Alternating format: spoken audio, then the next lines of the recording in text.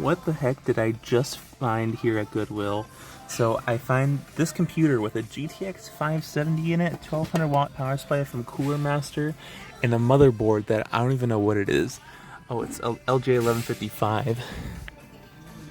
Oh my gosh, it's the motherboard that I just broke. So I was finally dusting out that Goodwill PC that I got, and I took out the hard drive.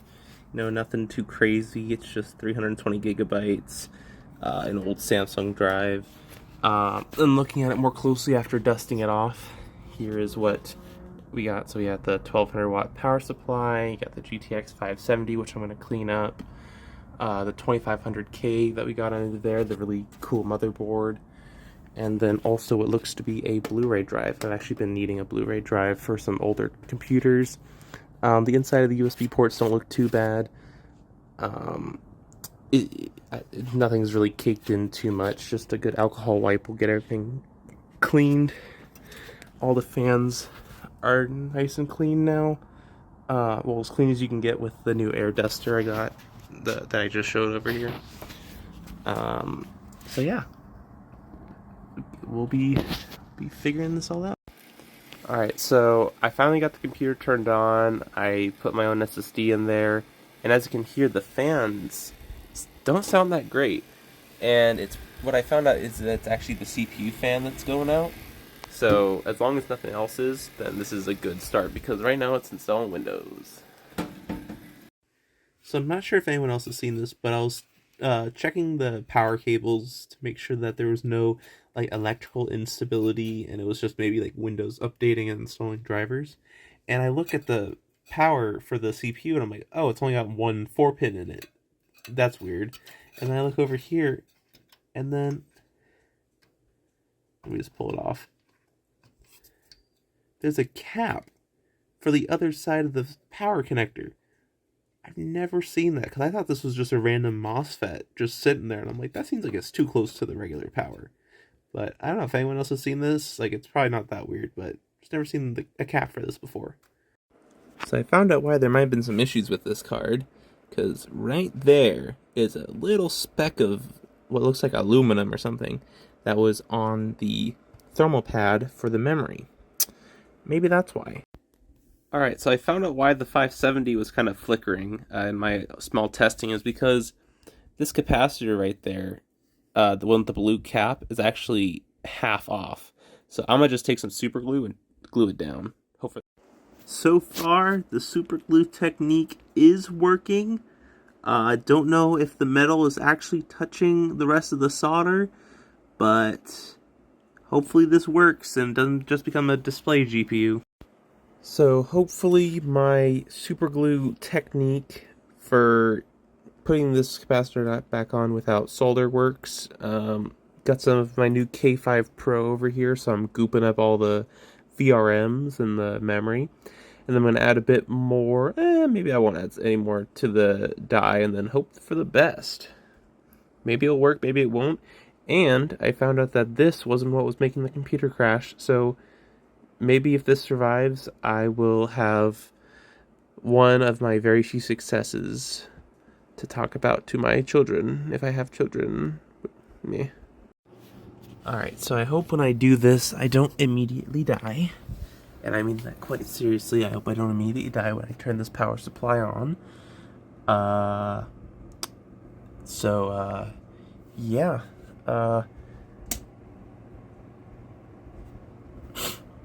Okay. Nothing smells. Alright, let me look down here and see if the fan goes off.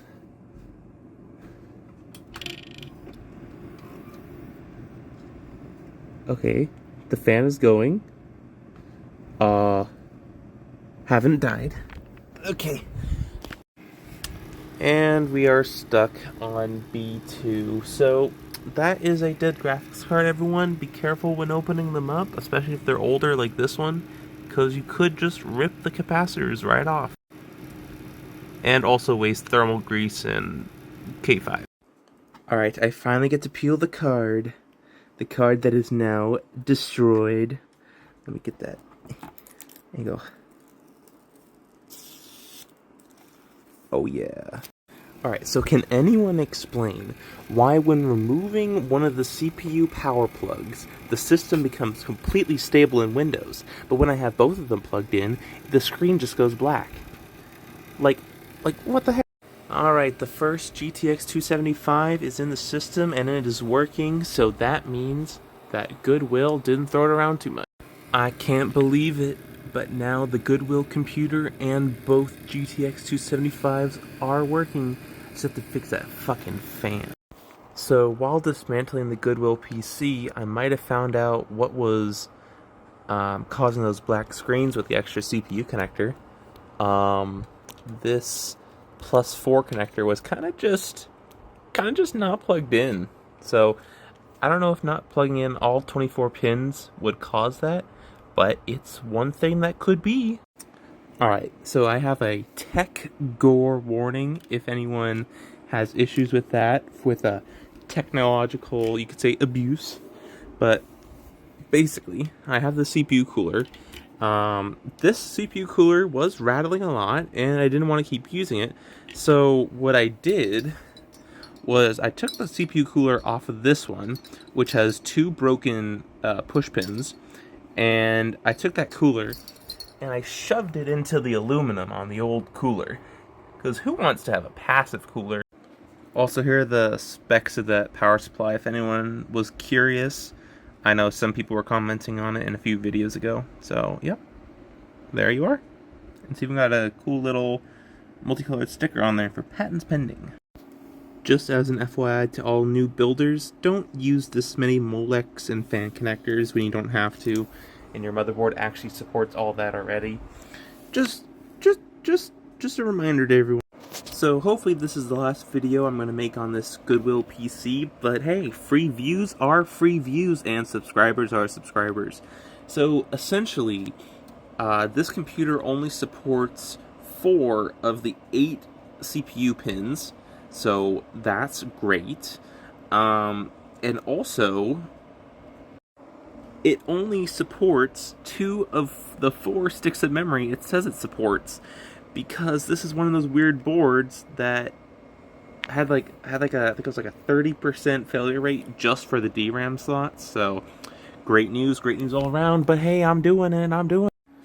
Okay, so it looks like the other half of the motherboard CPU connector does work, as well as the other cable that splits off with the cable I've been using, because here it is going into Windows. Well, it's already in Windows, but it went into Windows. So I'm going to try plugging both in again, see if it does anything. Probably not going to work.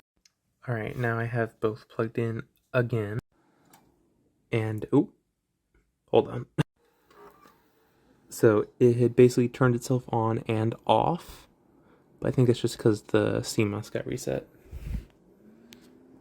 There's the fan ramping up. There's the green light. Here it is, going into the BIOS. Alright, now it's going into Windows. And now it works? To anyone who wants to use an Intel Arc card on a 2nd gen core system from Intel, don't try it. It will not post properly even when you try to force it into the BIOS with a secondary graphics card. So yeah. I just pulled this card out and damn, this shit toasty. Like, what the f?